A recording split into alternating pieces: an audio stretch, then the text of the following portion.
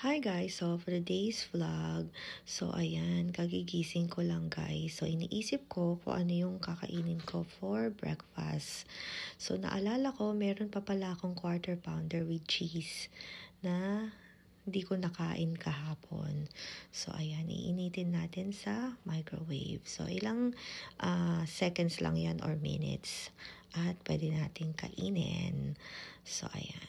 So hindi ko alam kung inaantok pa ba ako dito, kaya hindi ko mapindot. And then, ayan yung ating coffee. So, hazelnut yan. So, ayan. Mag-start na tayong kumain. So, masarap pa rin siya dahil nasa ref. Ayan. And then, syempre, magka-coffee tayo niyan. So, ayan. Alright, guys. Thank you guys for watching.